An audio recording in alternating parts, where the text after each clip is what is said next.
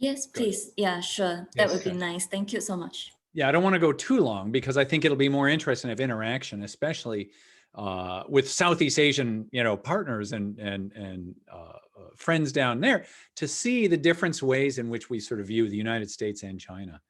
Because what I am often, I literally was just on a panel with some DC types, and every time I talk about Korea to the US military or government or the blob, you may know the DC blob, the policymaking blob, I always say one thing. I say Koreans share some, but not all American interests, and we shouldn't expect them to. Because Americans tend to expect Korea to always take the US side. Don't you remember what we did for you during the war, Korean War, et cetera, et cetera? And I say, of course they do. But that doesn't mean it's a blank check to just follow blindly whatever the Americans want. That's not the way it works, right? Especially when it's hardly as if the US alliances in East Asia are purely for the sake of others. The Americans are getting something out of it, right? And so understanding Korea's interests is actually really important for the United States. But it's really important, I think, for understanding the region.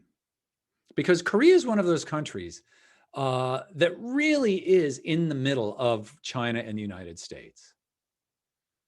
So it's one thing to talk about countries that are far away or, not as close or not as, Korea is directly involved with China and the United States. And I used to, and the question for all countries in the region is, and I know that Cheng-Chwee Kuik, Professor Dr. Kuik is talking about hedging as an interim strategy. The older I get, or the longer this goes on, I'm beginning to think this is the strategy. I mean, it's the status quo is to be in the middle, is to not be choosing sides. And so what I'm going to do is explain Korea's views about China and the United States. And they basically come down to, we tend to think that the United States provides security and that China has the economy. I mean, Evelyn Goh talks about this a lot, right? Like, China, we get our security from the United States, we get our economy from China, as if they're totally separate. As if the US is only a security provider and doesn't do anything in the economy. And that, of course, China does nothing on security and is only an economic powerhouse. Korea is an interesting case because that's not how it works for Korea. China is central to Korea's national security. And it's central to Korea's national security because of its relationship with North Korea. You are not going to solve the Korea problem, that is the North-South problem, without at least having China involved. There's just no way. Ultimately, North and South Korea is going to come down to North and South Korea. But frankly, the Chinese are deeply, deeply involved. How could they not be? And so China is not simply an economic partner of Korea, South Korea. It is a security component of South Korea as well. And having good relations with China is central to having good relations with North Korea. And so in that way, you wouldn't expect the Koreans to want to choose one side or the other. It wouldn't make any sense to. Now, the other thing I want to say is that when we talk about how small countries interact with big countries, the presumption still tends to be that the big country does all the ordering and the small country just jumps. In fact, that's the way Americans talk about Korea. Don't you remember what we did for you? How dare you, right? There's actually a lot of evidence that small countries have a lot of power. They have a lot of agency. They have a lot of ability to maneuver between big countries. And I think Korea is a great example of that. Because here's one thing about Korea. You know what? They've always lived next to China. It's not new, man. It's been going on for centuries, right? And if you look at the history of China-Korea relations, the Koreans know how to push back on the Chinese. They don't always win, but the Chinese don't always win either. They know how to push back and how to win. They often talk from a similar, historically, they talked from a similar Confucian vocabulary. They had similar languages, right? I mean, they know how to do it. And I'm going to give you an example that I think is often misunderstood, which is the THAAD controversy a couple of years ago. It's now like 4 years ago. The THAAD, as they call it in Korea, 2016 or so, South Korean government agreed to let the US deploy terminal high altitude air defense, this radar system. Supposedly it's about North Korea, but you can also see Chinese missiles if you use that radar that way. The Chinese didn't like it. There was a lot of kerfuffle for about a year. And the thing I kept saying about that is, during that year, South Korea had no leadership. Park Geun-hye was then under impeachment and was literally not, they had an interim head of state, et cetera, et cetera. There was no way the Koreans could actually negotiate with the Chinese. And there are two sides. There's a Chinese side and the Korean side. The Korean side was, as soon as Moon Jae-in became president in May 2017 or whenever it was, they started negotiating. And within 6 months or so, everything was basically normal. The point about the Chinese side is, although there was a lot of sort of scaring the chickens or whatever, killing one to terrify thousands, what the Chinese never actually did is impose real economic sanctions on South Korea. If you look at overall trade, and I have a chart if you're interested, I'll show you. Overall trade grew throughout that time period. So the Chinese were sending indirect signals, but they also moderated what they were doing. This is diplomacy. This is the push and pull of neighbors. The Chinese were sending, we don't like it, but they weren't going to rupture the relationship with South Korea. And if you look today, 4 years later, you know what? Trade is up. The batteries are still there. And the Koreans haven't let the Americans add more. It is a compromise. It is a way in which, things worked out. The Chinese didn't get everything they want. In fact, they got very little of what they want, but the Americans didn't get a lot what they want either, right? And so when we look at that episode, I think people took the wrong lessons. Everyone said, oh, the Chinese, the Koreans, now they hate the Chinese. They're going to see they got to love the Americans. No. If you look at opinion polls consistently, South Korean opinion polls have, let me just pull up one here. And I can, again, I'm happy to show these if you want. From last year, leader favorability. On a 10-point scale, Donald Trump was at 4.4. Xi Jinping is at 3.4. Kim Jong-un is at 3.4. Abe Shinzo, 1.6. I know I'm laughing, but this is the case. Koreans do not view the Chinese as threatening as Americans think they should. Koreans do view the Japanese as more threatening than Americans think they should. Right now, Japan and Korea are squabbling over the comfort women again. Tokdo again. And Koreans view that as a direct threat to their national sovereignty, their national security, way more than they view Chinese threats. Now, we can tell them they shouldn't. I know your interests better than you, Korea. But I say that's not going to work, man. That's how the Koreans view their international security. North Korea, Japan is unresolved. China, they know how to deal with. And so in many ways, when we look at Korea's relations with China, I think this is a precursor or one of the leading indicators for how countries in the region are going to deal with China. I think Vietnam is fairly similar. I spent a lot of time in Vietnam, years ago, and there was a Vietnamese sort of mid-level guy who said to me, every Vietnamese leader needs to know how to get along with China, and every Vietnamese leader needs to know how to push back on China. And if they can't do both at the same time, they don't deserve to be a leader of Vietnam.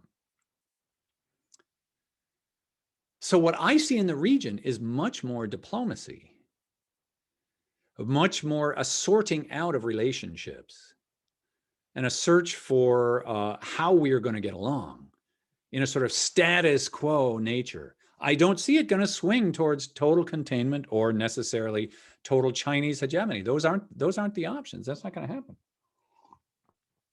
In many ways, what I see happening is countries agree on a bunch of things they didn't used to agree on. Who deserves to live? There's only two countries that fear for their survival today, Taiwan and North Korea. Everybody else knows they're going to survive. And that wasn't the case 50 or 70 years ago. Even in Southeast Asia, the confrontation, right? Singapore, what is that? That's only 60 some years ago, right?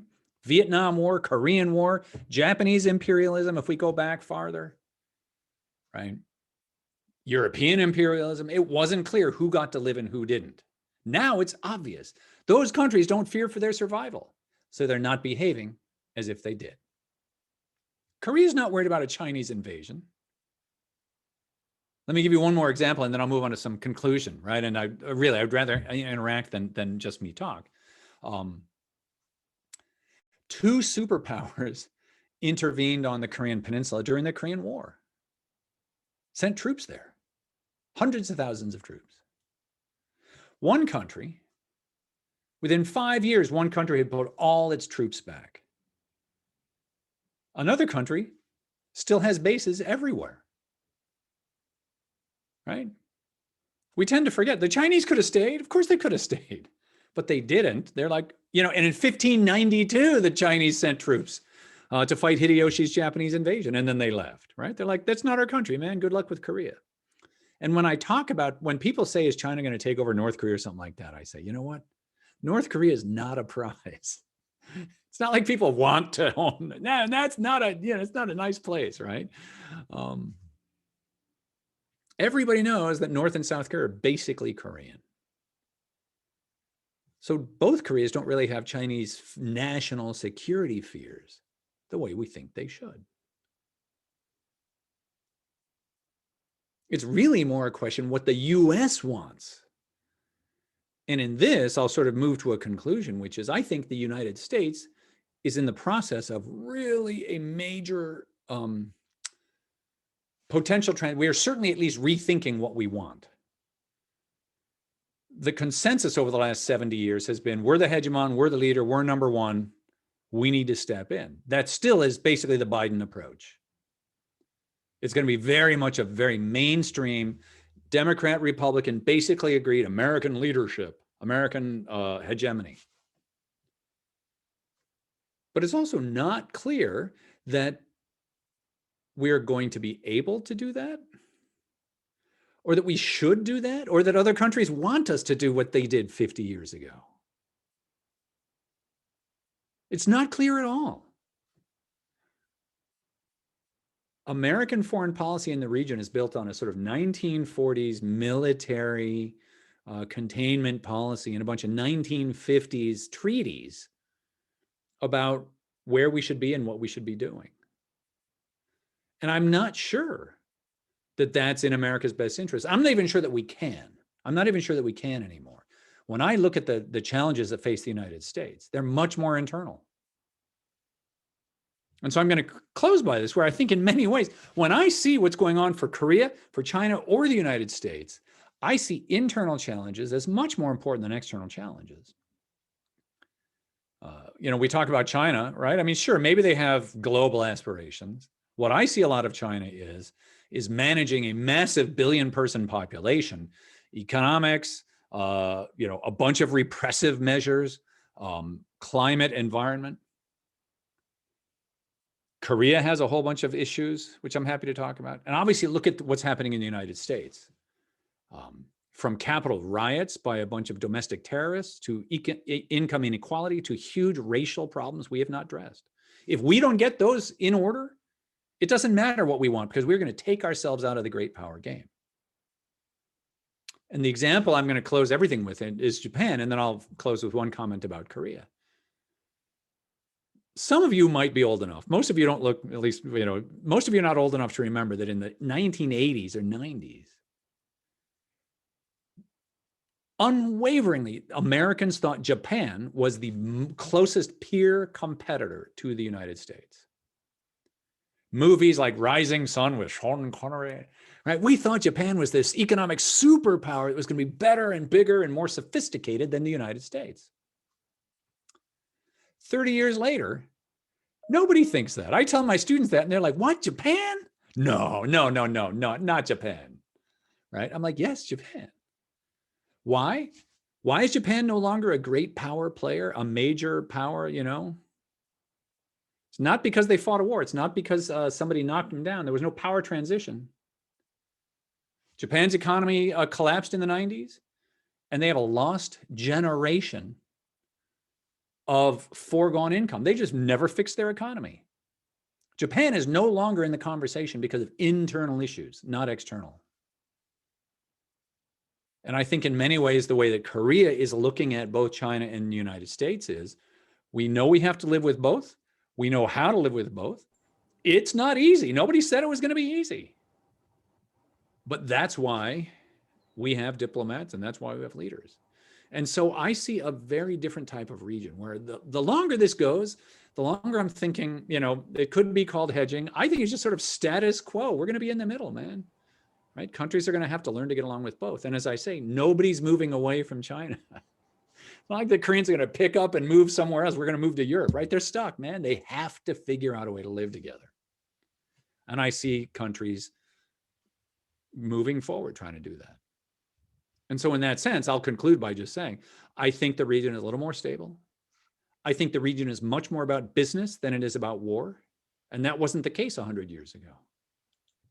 But that's how I see what it is now. And I'll stop there, and I'm happy to go on more. I have some slides if there's any interest, but I'll follow. And again, I sincerely apologize. I am so sorry. Thank you so much, Professor Kang. I think you're more than welcome to. Yeah, so we are so glad that you rejoined. So before we open for a long list of question and answers so far, so let me invite Dr. Kuik Cheng-Chwee to provide some discussion point. Professor Kuik, please. Hi, Dave. And, Hi. And thanks very much, Chiew-Ping and also Chow-Bing for the wonderful arrangement. Since my good friends Chow-Bing and Chiew-Ping want me to perform the task as a discussant for various reasons, but I thought that before I do that, Dave, if you don't mind me to review an open secret at a personal level, which is that I'm a big fan of Professor David Kang. And I think Dave perhaps didn't remember when exactly we met for the first time. Perhaps Dave think that the first time we met was in 2018, when you organized a small workshop with Bonnie Glasser, who was on the US relations. But that was actually not our first meeting. Our first meeting was in back maybe 12 years ago, when I was still a student. And I knew that you were in a panel in ISA. And as a fan, I brought this book and a fan meaning that you want not just your autograph. I actually wanted to have a chat with you. So I waited to be the last in a long queue, waiting to talk to you. So I think I succeeded in that case. Wow. So with that personal confession, let me do my task as a discussant. And clearly my friends Chiew-Ping and also Chow-Bing know that I know very little about South Korea. So I think I would just share my 2 cents on the second part of your thought, which is about smaller states positioning vis-a-vis big powers. And that clearly is a thematic issue of your talk. So to do that, I think I have a lot of things to share, especially in front of my fan and also friends. So I think I would organize my observations along 3 parts, which I will label them as 3S. First is similarities between South Korea and also smaller countries in Southeast Asia region. So clearly we are in this position, right? Smaller countries in Southeast Asia, just like South Korea, are trying very hard to position and navigate between US-China competition and rivalries. So this is the first part that I would like to share, the similarities based on what you have presented, but from a Southeast Asian perspective. And the second S is about structural conditions. Structural conditions that put or explain why the similarities between ASEAN countries and also South Korea. And you can also bring in other smaller countries who share the same similar structural circumstances. So that's the second S. And the third S is just to make 3S level is my own silly questions for you that are kind of inspired by your excellent presentation just now. So I will have similarities, structural conditions, and my own silly questions. And I hope you wouldn't laugh at those silly questions. So first thing first about similarities. I think I'm not going to repeat all you have said, and I would just perhaps highlight a few themes that I thought they are excellent, pertinent themes that is not just about South Korea between US and China, but about Southeast Asian countries positioning between the two competing powers as well. Either Trump or Biden or beyond, I think we are going to be have these similarities. I think the first theme, the first similarity that we can draw is that the very first point that you mentioned that, hey, Koreans only share some, but not all US interests. I think the same can be said about Southeast Asian countries. And of course, we do see some differences. South Korea is a treaty ally, and Southeast Asian countries, out of 10, only 2 are treaty allies. The others are mainly partners or friends. But again, we do see some converging interests, but there are also diverging interests and also outlook as well. And there are many, many examples that illustrate that. I think as we talk about, even as of now, for example, South Korea's attitude about Indo-Pacific, about Quad Plus. It's something that you can draw parallel with the ASEAN countries. We have ASEAN outlook on Indo-Pacific, but none of us really subscribe openly about US and also Quad members' version of Indo-Pacific, right? And so that's, I think, one similarity that we can draw between South Korea and also Southeast Asian countries. There are other similarities. For example, I think you used the word status quo approach, not hedging. I think we'll come back to that if there are time.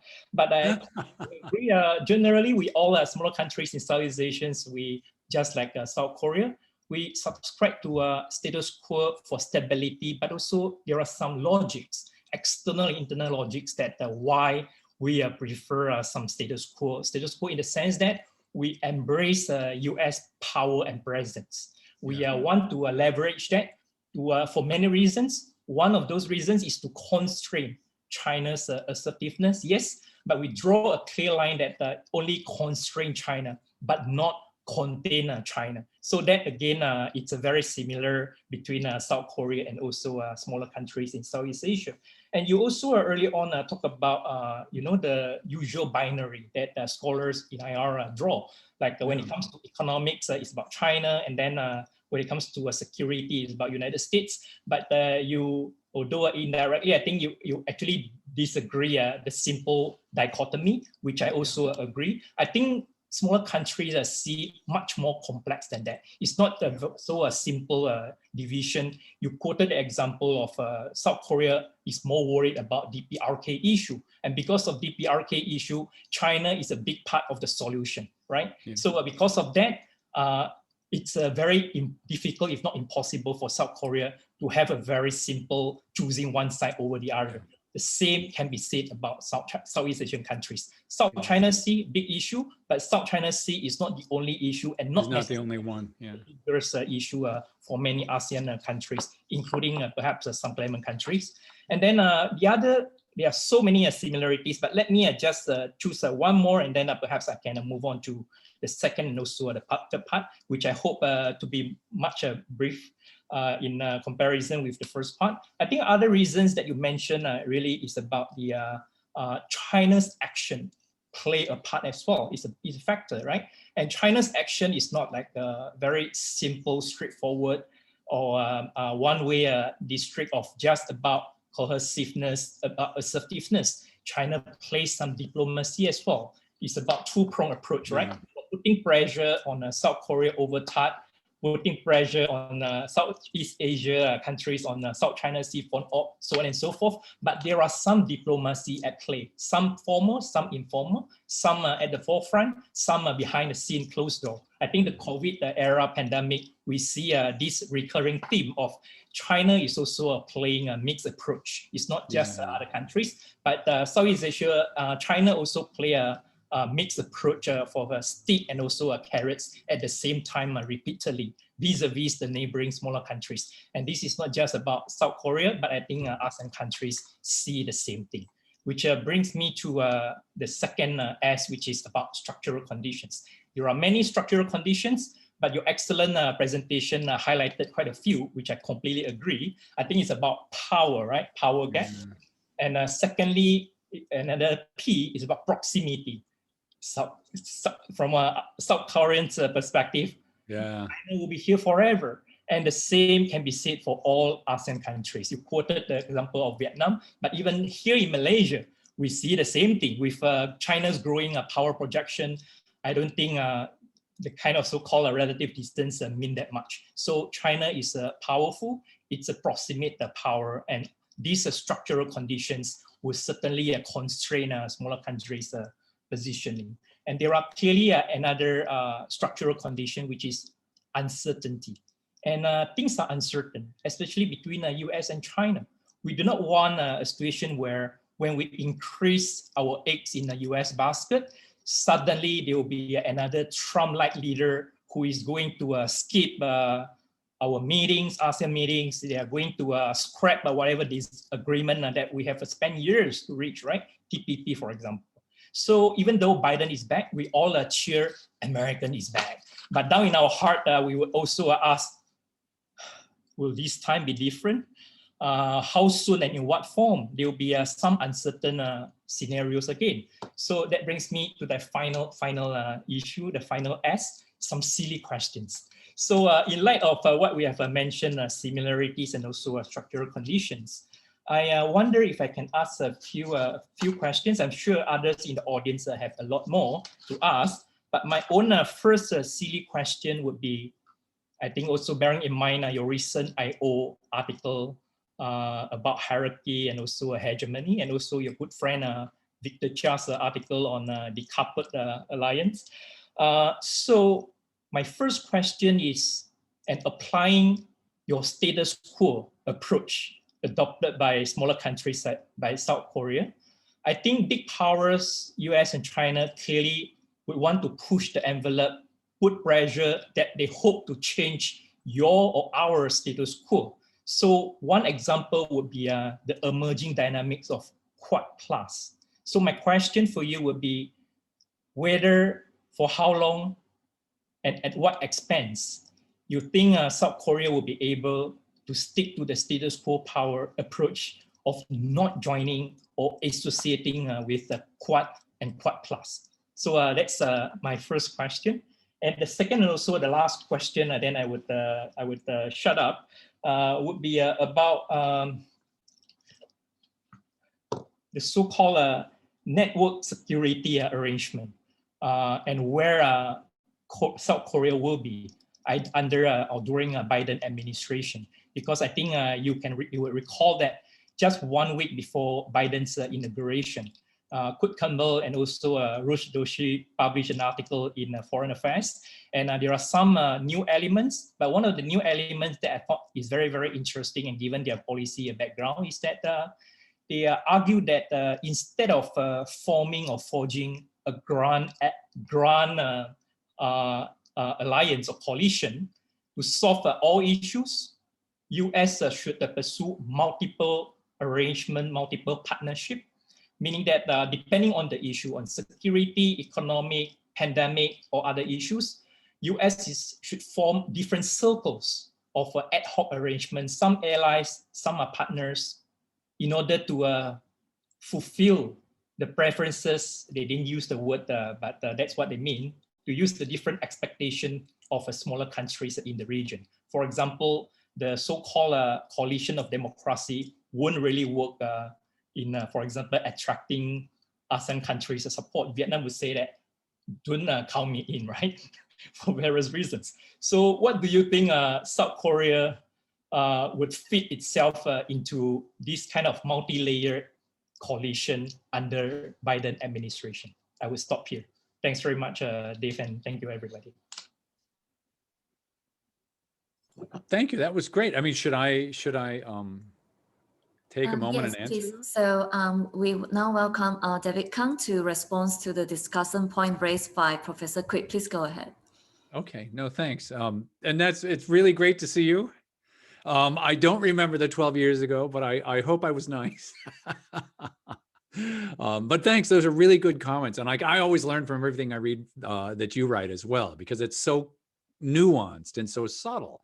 And that's what I like about people in the region. I mean, it's one reason that I always love to go to Southeast Asia, is that obviously you have such detailed knowledge about what's going on in your own countries that it's not this kind of stuff you tend to read about in the United States. So I always learn a lot. So that's really great. The two things, here's the thing about the Quad. I'll believe it when I see it.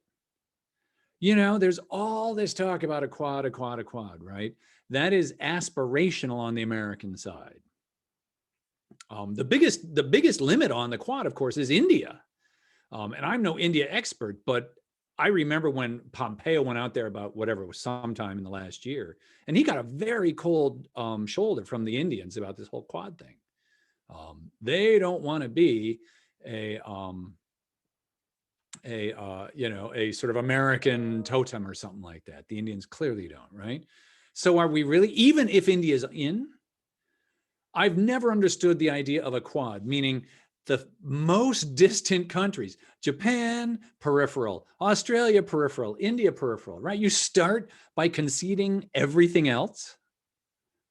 That just doesn't strike me as a winning strategy. I've never understood the logic of that, other than we think these countries will go along with us, but it concedes all of actual East and Southeast Asia as not being as important. And so, I think countries are justifiably incredibly skeptical of these things from the United States. I'll believe it when I see it, when I see it coming. I actually think a much better American strategy is to double down on diplomacy and economics.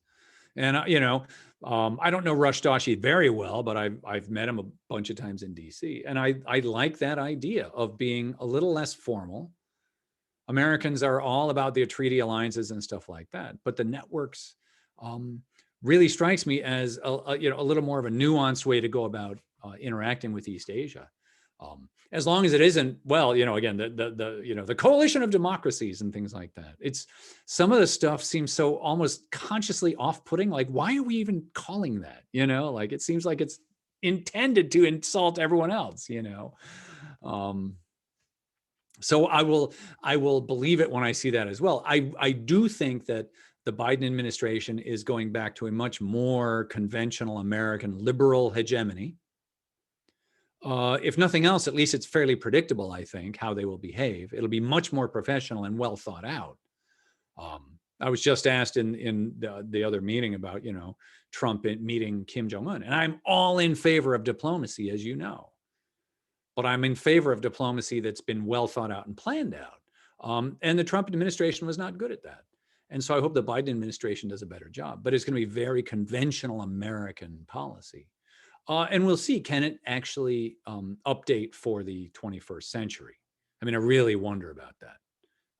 But I'll stop there because I'm sure I see like lots of interest. So thank you. Thank you so much, Professor Kang, and also thank you, Prof. Kuik. So all of us now will stay for these very good questions right now. So there are also questions sending in from email since 2 days ago. So I think, wow, start from there. So someone named Nikolai want to ask about Is it a good idea for South Korea to recognize Taiwan to counter China? And should South Korea have the rights to conduct anything that it wants without being intimidated and pressured by the United States, especially in terms of the reduced expenditure for US troops based in South Korea? So do you want to take it on? Yeah, okay, those are two separate questions, but I think they get to the heart of why it's not an automatic everything the US wants. You know, the Trump bill that was a 500% increase on the basing agreement from 1 billion to 5 billion. You know, a lot of people in Korea thought, is he doing it so high precisely so that when we reject it, he can pull all the troops out, right? I mean, it was just so over the top. Give me your dough, give me your money. You know, the US has its own interests. The US likes being able to have radar-phased radars in Korea, you know, and it's not wrong to say that, but it's not pure altruism on the US part. And that means, recognizing that means that both countries are going to be negotiating for what is good for them. And I think the US sort of wants to have it both ways. No, this is a business partnership, except you need to do everything you know, you must be grateful to us. And that's not the way it works. And so sorting that out is really important, right? I mean, it's really important that we understand that as Americans, understand how Korea views things. You know, the Taiwan thing, should I answer briefly on the Taiwan thing? Yeah, please. Because I don't want to take too long. I want to get to more things, right? I'll try and do lightning answers. There's almost every country in the world agrees on the one China policy. The United States formally agrees on the one China policy. That's not really, I mean, Trump and Pompeo pushed as far as they could, I think simply to be annoying. I mean, they didn't realistically have a plan for why they were doing it. That's my opinion, right? You know, every country does. You know, much of the time, the KMT is a one China policy, right? And I think Tsai Ing-wen is less of a pro-independence than we think. You know, I mean, people realize what's going on here. So I don't think that's actually the issue. I don't think Korea wants to be recognizing Taiwan. I think there is a real plan or hope that both Chinas can figure it out. But everybody has a one China policy. That's not unique to Korea. So there is this relevant question next. So we have askers coming from Malaysia, Singapore, Philippines, and also from the United States, Wow. from your country as well. So the next one is about your take of the view that the United States would want South Korea to take sides and would want to stop the rise of China in both military and economic developments. Yeah. I mean, you know, it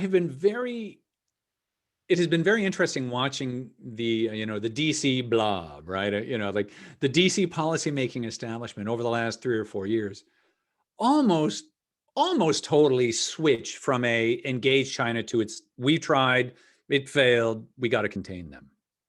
There is a little bit of debate on the sides, you know, but not that much debate, frankly, right? Most of the pushback comes from those who are more on the restraint side, right? Quincy Institute, things like that, right? The Cato Institute.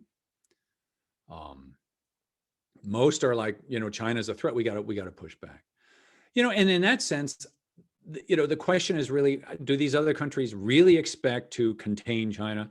I think that ship has sailed. You know, I don't think, you know, like China's already pretty big, man. You know, like how much bigger does it have to get, right? Like I don't think this way of thinking is a smart way of thinking, right? We're not containing anybody, right? And on the economic side, the just own goal of Trump's trade policy, which, you know, I read a U.S. Business Council report. The tariffs cost 245,000 American jobs. That's what happened by adding the tariffs to China, right? I'm not sure that we're doing that. I don't think that's a possible thing. I think that the fact is, when are we going to deal with, and again, learn to live with a large country? We're going to have to push back on sometimes. Yes, absolutely. It's not caving into China, but the idea that we're going to contain it, we're going to end up being number one, I think that is a false goal. Thank you. And the next question is from Collins Chong. So he quoted Professor Mearsheimer, who has long argued that China's rise would bring inevitable conflict and big power rivalry. So, so we believe that China would push for its values such as Confucius culture, Asian perspective, etc.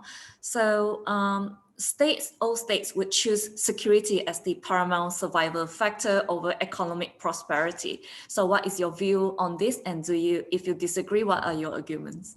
Yeah, I mean, this is part and parcel of sort of the Korea take, or the China's already arrived, right? You know, I mentioned briefly Japan in the 1980s and the 1990s, where we all thought that was going to be the peer competitor to the United States. If you go back and read Waltz, Friedberg, you know, the titans of American foreign policy in the 1990s, they talk about Japan. Ken Waltz wrote something like, you know, Japan, sooner or later, all countries want to become great powers, usually sooner. Well, man, that was 30 years ago. How long is sooner, right? Like, you know, China passed Japan so quickly and so completely in terms of size of the economy and military and blah, blah, blah, blah, blah, right? That we don't even think of Japan anymore as a possible competitor to China in the United States. It's not like there's 3 countries out there. There's only 2, it's US and China, right? That's how quickly China, and I don't use the term rise, use the term return. Because in the long arc of East Asian history, Chinese history, they would go through a century of chaos, and eventually a large China would reemerge again, and there'd be a century of chaos and fighting, and so it's a return to centrality. It's not new, and I think that's one reason that you already had a power transition in East Asia with no war, not even close. And as I said, if other countries in East Asia were going to start trying to contain China, they would have started by now. Because the only question about China right now is how much bigger it's going to get. That's the only question, man. You know, and so if countries haven't started containing it now, it seems ridiculous that now that it's 30 times bigger than it was in 1990, that we're going to start containing it now. So in that sense, you know, the question is really, is the United States going to get into war with China? And I'll just briefly touch on that. I can come back to it. I don't think so, man. Are we really going to fight over a bunch of uninhabited rocks in the South China Seas? I doubt it. I really do. Interesting. So the next question is also about the fight, and this time is over the Taiwan Straits. So what is the likely reaction of South Korea if conflicts is to break out over Taiwan? Yeah, right. You know what I think that the likely reaction will be is to step quietly backwards, you know, and hope that you don't get involved, right? Like, not to make a joke about a very serious issue, right? You know, one of the reasons, and I've started to say this more and more.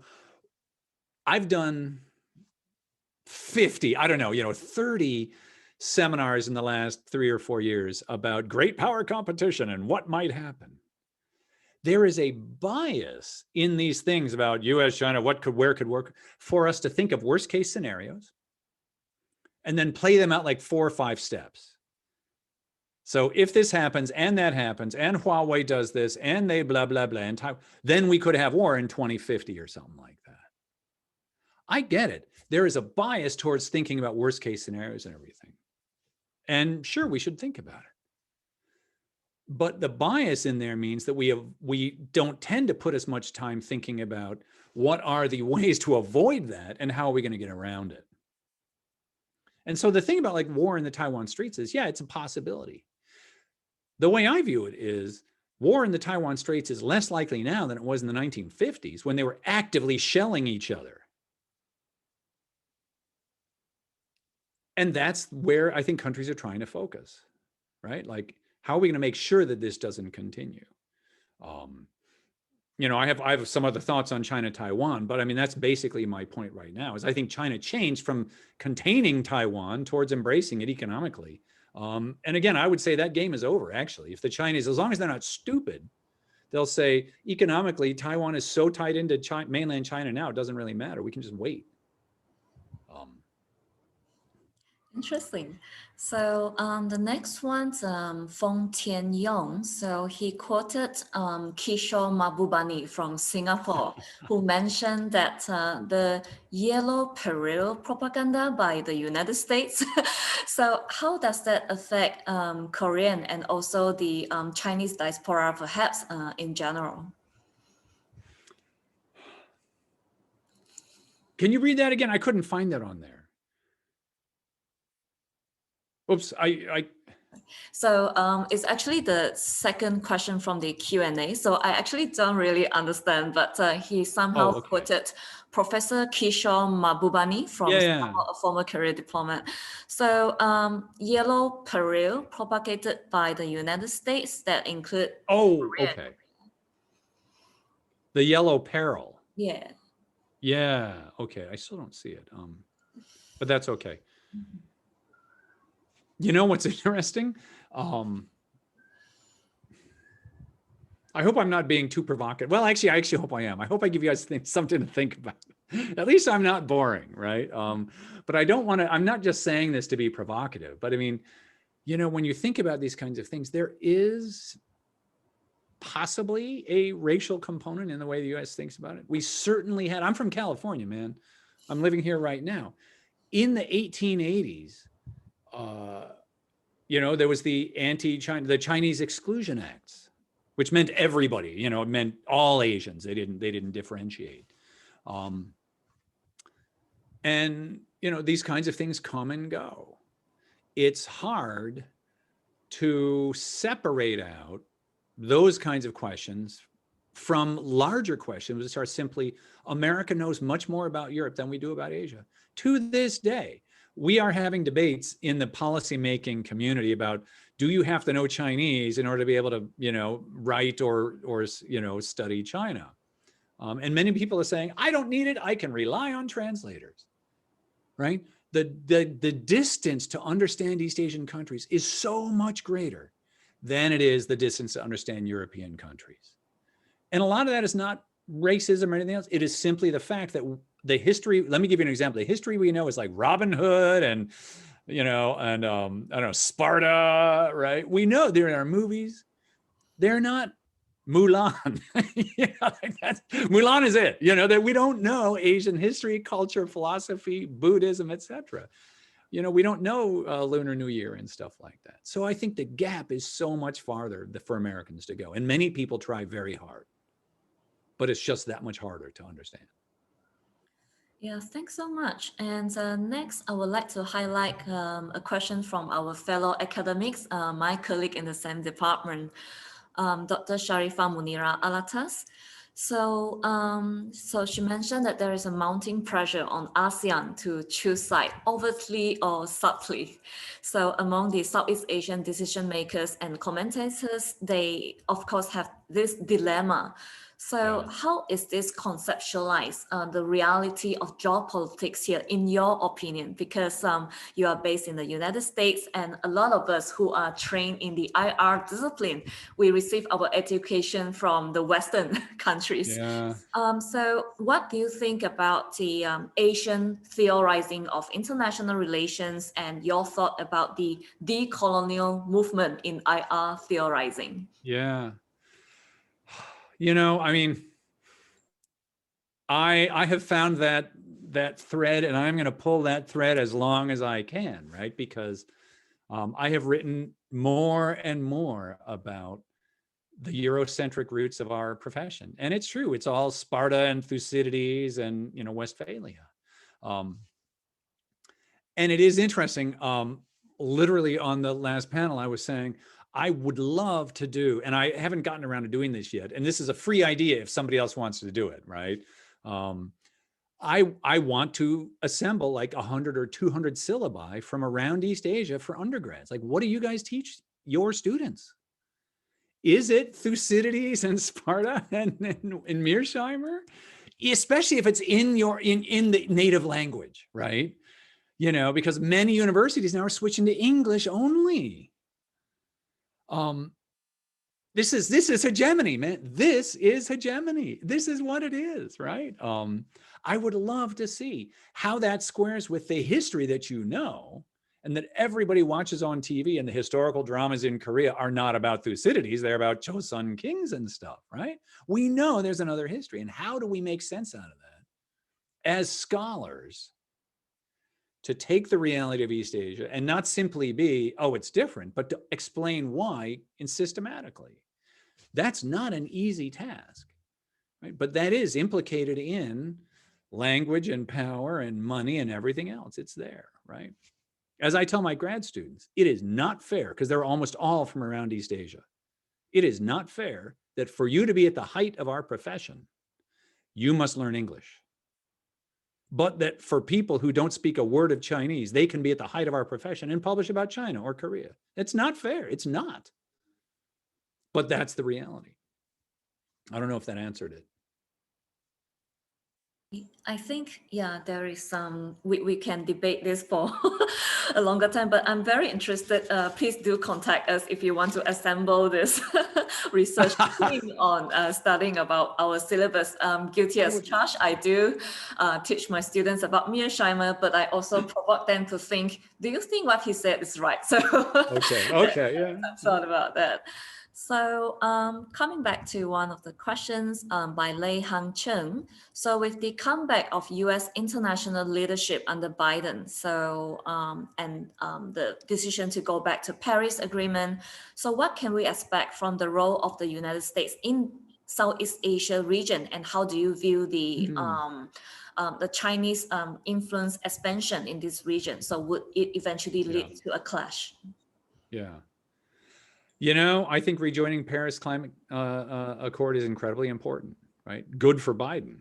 I think in some ways, you know, America is still potentially a hegemonic leader if we choose to do it, so to speak, right? I mean, if we live up to the values, I used to say all the time, and this is true, right? Like, America is always a disappointment, but we are a disappointment because our values are so clear. We should live up to them, and we should be criticized if we don't, right? We should be, right? I mean, what other country really stands so clearly for democracy and human rights and capitalism and freedom of ideas? And I say this all the time. There's no way I would want to actually have to live in China and worry about what I say, no matter how bad it got under Trump. I think some people know this. I was Bernie Sanders' policy advisor on Asia, right? There's a reason he was for diplomacy, but nobody came and arrested me. Right? That's incredible. We need to live up to this and be an actual leader. But I think the leading by example is much, much better than the leading by cajoling and criticizing and stuff like that. And as for South China Seas or China's influence in that, I will tell you, I don't think the solution is military. I don't think you deter China and somehow that's how you get stability in the region. The long-term solution is diplomatic. There needs to be a way to figure out how to sort out these claims. These claims are at the margins of the territorial grid. Nobody actually thinks China is going to invade and conquer Vietnam or the Philippines. Nobody thinks that. The Vietnamese don't think that. The land border isn't defended even at Lang Son or whatever it is, right? They just go across, right? There's just a bridge. So it's not about national survival. It's about the edges of the grid. And that's diplomacy. And as I said, is the US really getting involved in it, right? Are we getting involved when our national survival is not at stake? That's a first primary goal, right? Secondary, our allies are not, their survival is not at stake. It's a tertiary issue, these claims. And are we going to actually fight over these issues? Probably not. Right? Is the solution phone ops? No, that's not a strategy, man. That's a tactic, right? These freedom of navigation operations. The solution is not going to be military, or we sort of deter China and bump noses with them all the time. A long-term solution needs to be diplomatic in some way. So yesterday, I was just teaching Malaysian Armed Forces Defense College mid-level military officers. So we actually discuss about the military disputes, and so some of the participants were actually frustrated the fact that most of the Southeast Asian countries resort to diplomacy. So from the military from their viewpoint, they are highly frustrated. So how do you address or convince them that diplomacy is the way to go? Yeah. I mean, this is the thing. I mean, in some ways, I wouldn't be surprised that, the military wants to do this. I mean, you see some of the buzzing things, but, of course that would be, frustrating and you want to respond, right? I mean, the question still comes back to, what is the end? So I would turn around and say, so what is the military solution? Is the Malaysian Navy really going to start getting an enduring 5-year fight with the Chinese? Really, is that the solution? Is that what you want? Right? Okay, good luck with that. I don't see the solution. I don't see what it is. You're going to, build 5 submarines, keep 3 in port and send 2 out at a time, right? That's a Navy, right? Really, what are you going to do, right? I don't see the solution. Thank you so much. So here's this question from Adam Muhammad Said from Oxford Brookes University. So he wants to know your thought about balloon controversy in North Korea-South Korea relations. So there is convergence among the American and South Korean conservatives critical of Moon Jae-in's North Korea approach. So, to what extent will conservative voices impact both Moon and also Biden administration on North Korea especially? Thank you. It's interesting. I think the conservative in Korea have successively marginalized themselves. I mean, 5 years ago, you had Park Geun-hye, the conservative president. The National Assembly was dominated by the conservatives. And one thing that I often say is, the political pendulum swings. It swings back and forth in every country. And you could see it going in South Korea, where even before the impeachment, the National Assembly became on the progressive side, and then Moon Jae-in, and then the recent elections even further marginalized the conservatives. And they have gone in many ways, I think, there's a reason for it. I don't think it's just simply luck, meaning they have gone full hardline. They're not even trying to win the moderates in Korea. They're full, Trump supporters, crushing North Korea, balloons must go on, stuff like that. And the point I say, so that's general, right? I think they're marginalizing themselves. The moderates are not into it, even if they're sort of moderately conservative. These are really sort of extreme. And I think the balloon controversy is a good one, or the balloon law, right? I've seen a bunch of people in America writing about the democratic backsliding in South Korea. How dare they? It's freedom of speech. So a couple things about these balloons. Number one, they're useless. This is performance theater. I have always rolled my eyes at the people who do this stuff, man, right? This is not about changing North Korean minds. It's not like a bunch of North Koreans are like, some balloon pops down and they're like, oh, I had no idea, right? And then they decide to revolt or something like that. That's not happening. It's pure performance on the South Korean side. So number one, it's not effective. Number two, it does cause a lot of pain, right? I mean, there's a lot of diplomatic hassles. There are a lot of places the people who live by the border don't like this going on in their areas. And that's what, if you actually read the law, that's what it's about, right? There's plenty of avenues for free speech. And so in many ways, I think, the bottom line about this is, I don't think Moon or Biden is going to be that influenced by the conservatives, given sort of where they are on these kinds of policies. All right. So there is Sean King from Park Strategy asked, how does Beijing's forced repatriation of North Korean refugees affect South Korean views of China? Yeah, that's always been controversial. The Talbukjao, the refugees, they go over to China. Although China has signed the Convention on Refugees, or whatever, the Geneva Convention, they define, I forget what the details of these are now, but they define them as sort of economic migrants, not political asylum seekers. And so they round them up and they send them back. And it's horrific. If you get sent back to North Korea as a defector, you and your family are punished incredibly harshly. And so, yeah, this has always been an issue in South Korea as to how China treats potential North Korean refugees. it's not new. It's not that issue by itself doesn't change the needle on how South Koreans view China. Everybody would like them to do a better job. The Chinese, that is, right? Everyone would want China to actually treat them as political asylum seekers instead of economic migrants, but they don't. All right, so Collins Chong has another question about your take on the US declinism. So, so far, many still view the United States as the sole hegemony. So will Pillsbury and others who are keen to stand up for American interests have a voice in the Biden administration to push for a stronger stand against China? Well, not Pillsbury, that's for sure.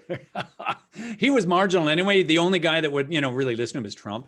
That's really on the extreme out there, right? Him and Navarro and people like that. They're they had influence under Trump. And as I said, if you look at the results of the Trump trade policies, they have been overwhelmingly negative to the American economy. The budget, the trade deficit is actually bigger than it was when it started under Trump. Maybe there's a way to push back. This is clearly not the way, with tariffs and sort of things like that, right? That's just, it has clearly not worked. As I said, the business counts of 245,000 lost American jobs related to that. The Biden administration is taking a harder line. As I said, the entire DC, essentially the DC establishment, left and right, has moved to we tried, China's not a democracy yet, time to contain. So Biden will be taking a harder line. It will probably not be the Trump type of a line, but it will be a tougher stance on China than, for example, a Clinton or a Bush 20 years ago. Yeah, that's pretty clear. All right. And they'll be tougher on North Korea as well. I think the same thing. It's going to be much more back to sanctions and pressure. Interesting. And this relates to the next question from our visiting fellow from Italy, currently in Kuala Lumpur, so Andrea Passeri.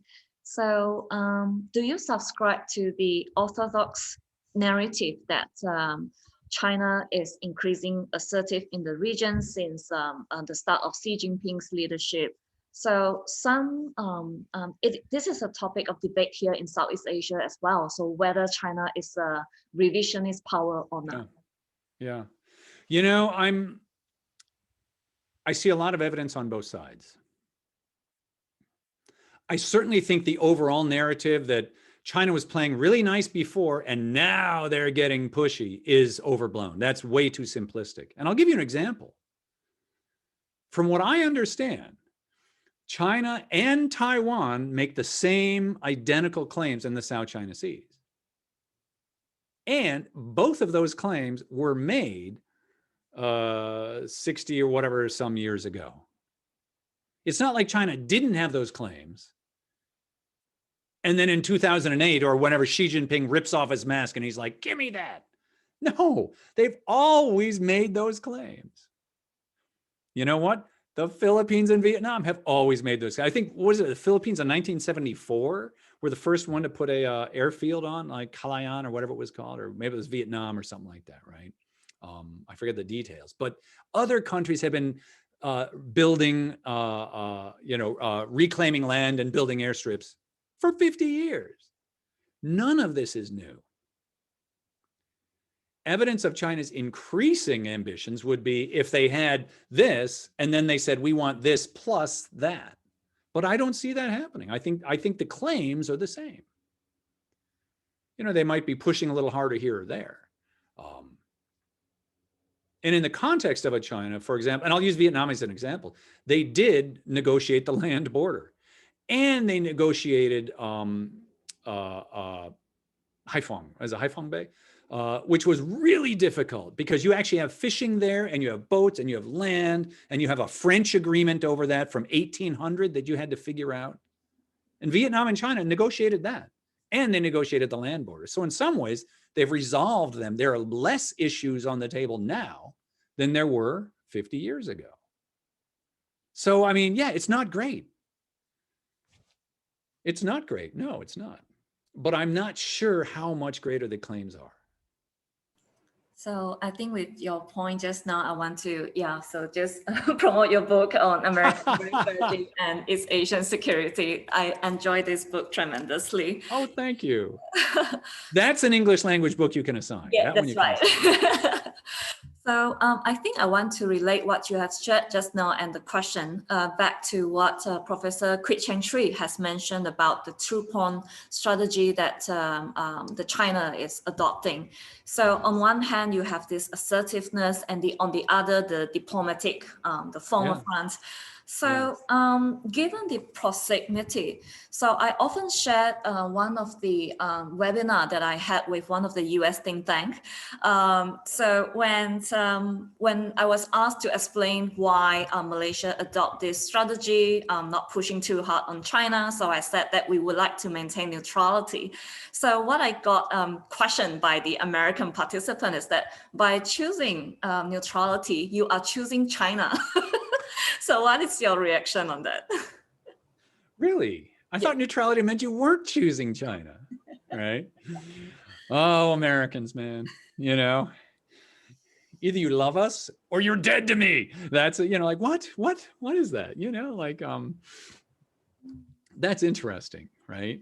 You know, I think in some ways, right, I really do think that the United States in many ways is used to being the leader.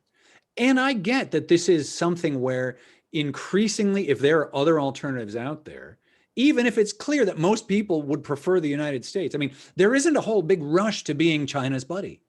Nobody's eager to be, you know, China's ally and China's friend. That's obvious around the region.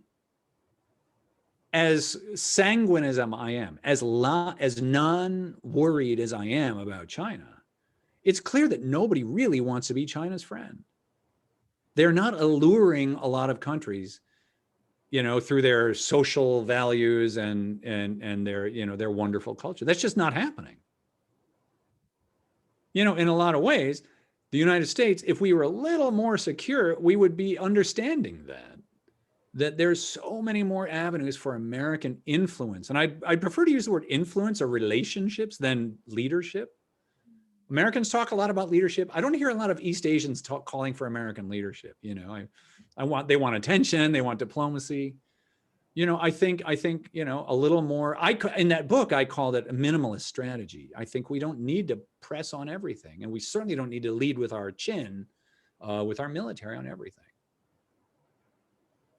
So one of my East Asian Studies student, Jasrin, is asking a question related to this soft power. So do you think South Korea's soft power is doing a kind of a leverage between the United States and China, or in both countries? Thank you. Yeah. You know, it is, as someone who grew up with a Korean family, it's really surprising, baffling to me how much people who aren't Korean are actually liking Korean stuff these days. It's like, really? Really? You know, like, you know, Korea? No, like, you know, but like BTS or something, that's just incredible. Or, you know, the movie, whatever it was called, right? So yeah, and interest in Korean food. I have people go to Korea and they say, it's so fun to visit. And I'm like, really? Do you know? Have you been? You know, like, are you sure? Right? Because I remember when it wasn't so fun, you know, like, boy, it was a tough place to live, man. But it's a different place now. And I think that is part of Korea's view of itself.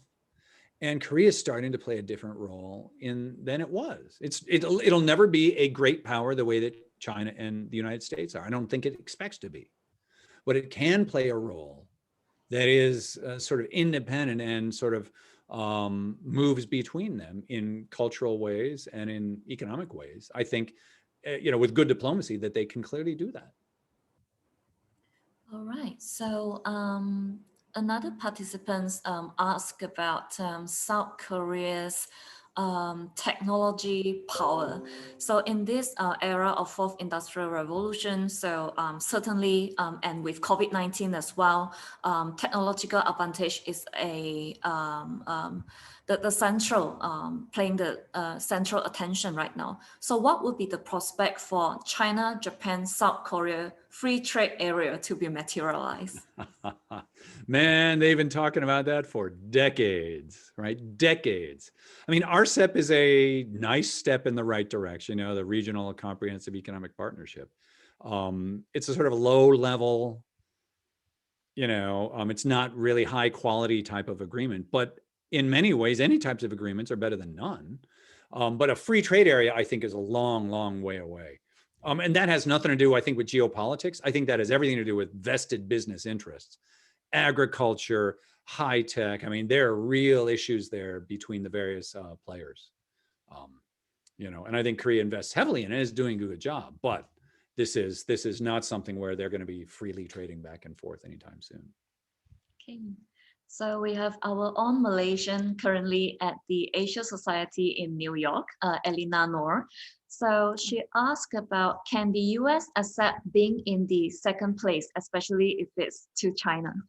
Yeah, right. That's a question we'd all love to know. You know, we're so used to being number one, and it is taken for granted that the United States should be. And as I said, I think in many ways, the values and the strengths of the United States are tremendous. I mean, I would still much prefer to live here, right? I really would. One reason I criticize America so much is I have very high expectations for us, right? We should be, right? We want to be a leader. We better live up to it, man. And we are not. We absolutely are not. Can we? Yes, absolutely. And I'd like to see it. So, you know, with that type of a mindset, you know, we'd have to see, because one of the differences though is, again, you know, there's an ocean between the US and China. And so these questions of who's number one are really more perceptual than practical, right? I mean, does anybody in America really know how big China's economy is? Is it bigger than ours? Do we care, right? You know, it's not practical in that sense. It's just sort of a number that makes us feel good. Right. So a lot of questions coming in. So I hope you still have enough water in your glass. So from Ethan, so he asked about South Korea. So whatever happened in South Korea would affect its neighbors, including North Korea, Japan, and China. And whatever happened in the United States as well would have influence in South Korea in the region as well. So what would you probably see within the next 5 to 10 years about South Korea's role, maybe perhaps after Moon Jae-in, towards China and the United States? Would the economic trade keep increasing between them despite the existing conflict that will still persist? Yeah. You know, I mean, one of the things about Korea is, even though the left is now firmly in power, the pendulum is going to swing, right? It's going to go back at some point. This is not, you know, we all tend to think forever, right? That's just not going to be the case. Politics changes. One interesting thing about the conservatives in Korea, though, is Park Geun-hye had good relations with Xi Jinping. The right in Korea is no necessarily, except the extreme right, you know, the real ones with the, you know, et cetera, et cetera. But in general, the conservative politicians that I know are also as realistic about relations with China as the left are. And those in the Moon administration right now are actively looking for how we push back on China. They're hardly like just deferring. So I think that is an enduring element of Korean foreign policy. And I think some will handle it better than others, but an enduring element of Korea's grand strategy or its enduring culture is you live with China and you push back on China, and you do both. I don't see a complete deference to China, and I don't see a complete containment of China coming down the pike, right? That's the biggest thing I would say that Korea can play. But it will always be in that case. And so for the United States, as we look out at it, it's not like, oh, now they're going to realize they need to only balance with us. I just don't see that happening. So I will combine several questions that address South Korea between the US and China. Okay. So one is about whether South Korea can serve as a mediator to help improve US-China relations. Secondly, is the trade and technology war between the US and China, and would South Korea be able to benefit from it or provide an alternative supply of goods and services. And of course, under the pandemic, the global supply chain right now. And thirdly, it's about, I think I missed that one, so but I think you can take those questions again. Yeah, I think Korea's ability to play a sort of mediating role is fairly limited, only because the issues between China and the United States are of their own making, so to speak, right? I mean, it's not like Korea's going to come in and say, you don't understand, and here's how we get along, right? I mean, these are the issues between U.S. and China, and they need to sort it out themselves. So in that sense, I don't think Korea can play that kind of a role, but it does play a role in making it clear, I think, to everyone that a sort of containment coalition against China is really unrealistic. That, I think, is just not going to happen. So someone is getting impatient to get his answer asked. So Benny Te from University of Science Malaysia.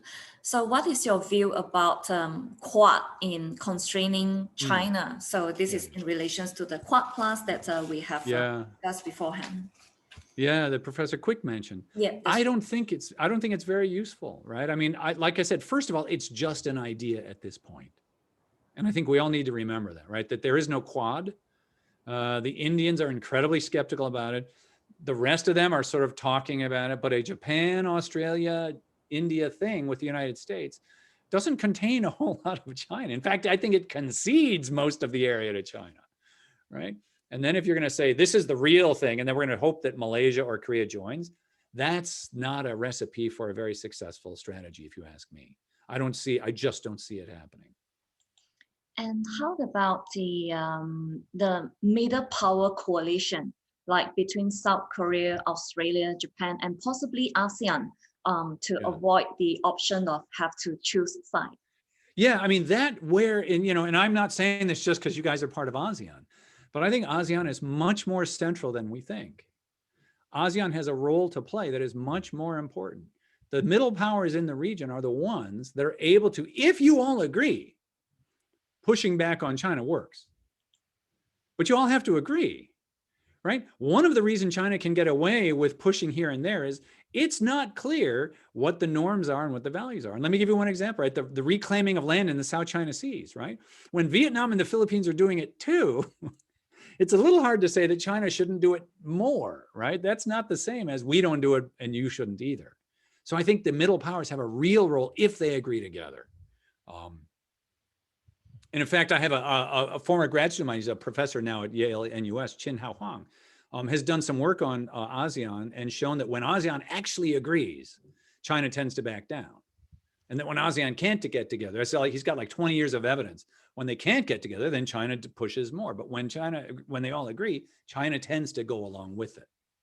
Yeah, we really appreciate this kind of a research output, and I will definitely check out more on that. Yeah, I will put him in touch with you. That's great. So there is one, so I will relate this question to our Malaysian professors currently in Singapore. So Professor Yuan Fong Kong, talk about American tributary system, and so the participant is asking about China's tributary system. So what do you think, is that the case in East Asia?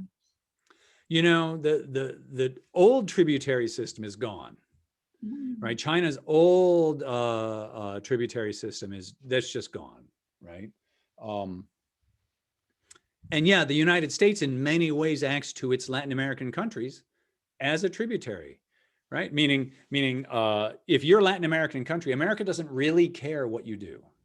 We don't really care. Do whatever you want, but you have to go to DC, right? You have to go and make an embassy, a mission to DC. And if you go to Washington, you say 2 words, we give you a ton of money and maybe some army, right? If you say democracy and capitalism, we throw all this stuff at you.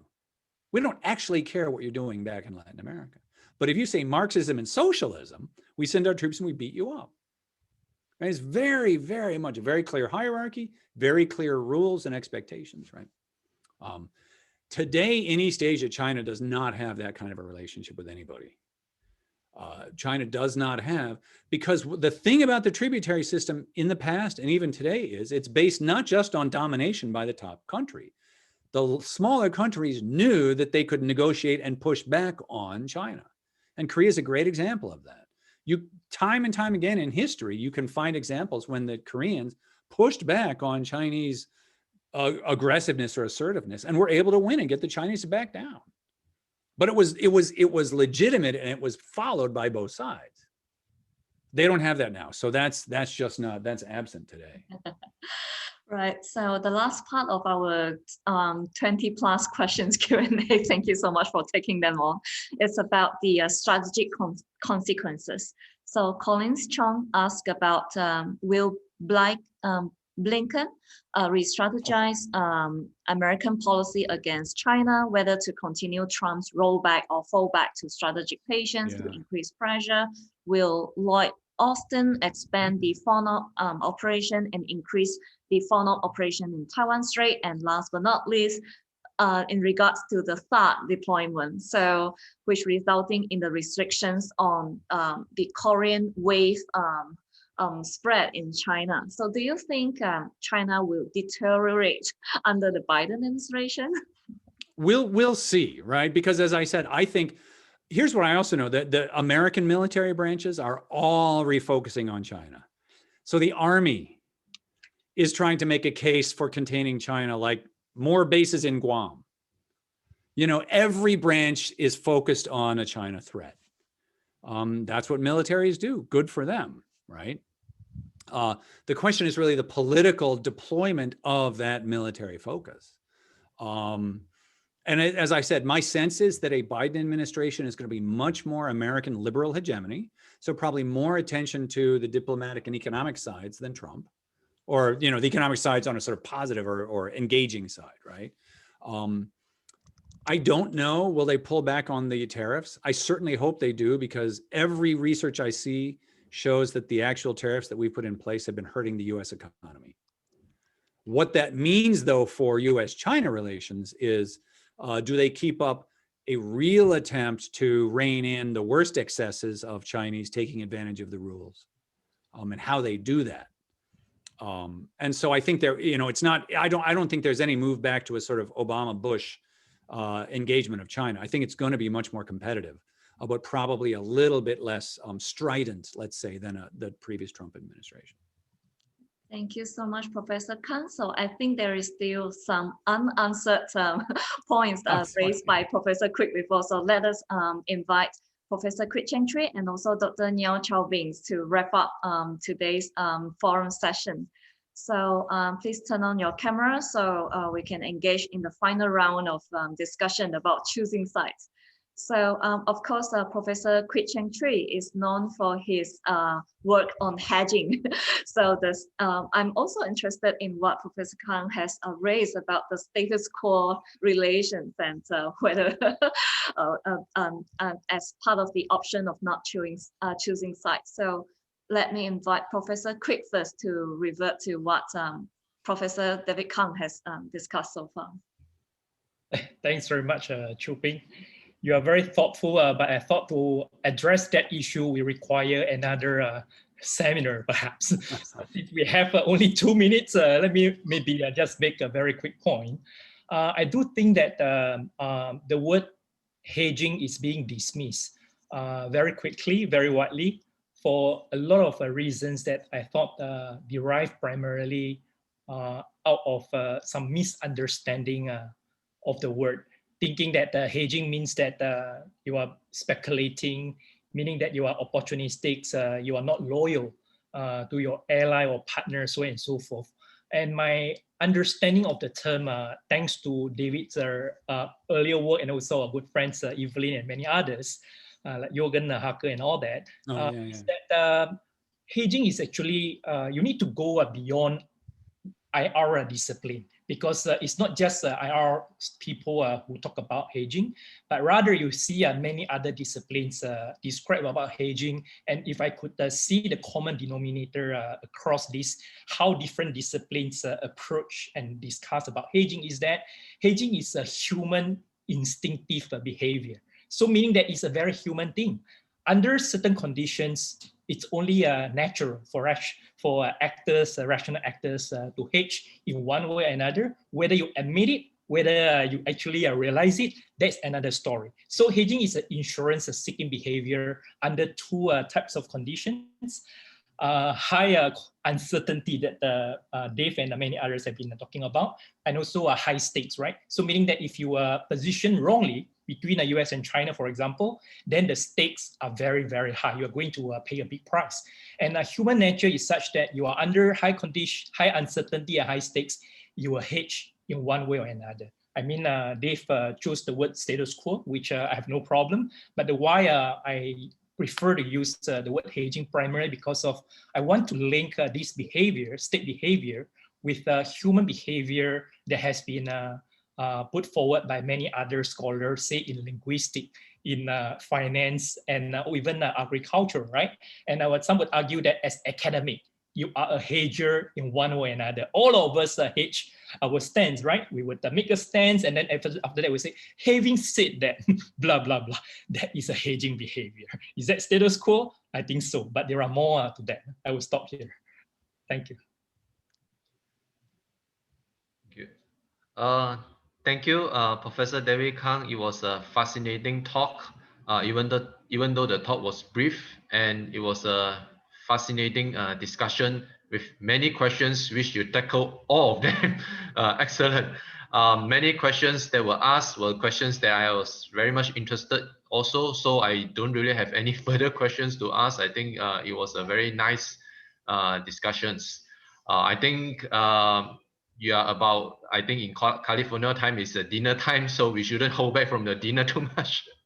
So I hope you will enjoy your dinner later and stay healthy, stay well to your friends and families and colleagues. Thank you. Thank also, you thank for you to all the inviting me. participants. Yes, no, thank you, everyone. And I apologize for being late. No problem. I owe you a visit when we can post-pandemic. Thank you. Thank you so much. Okay. And we wish to keep in touch soon. Bye. Yes. Okay. Hi. Bye. Thank you.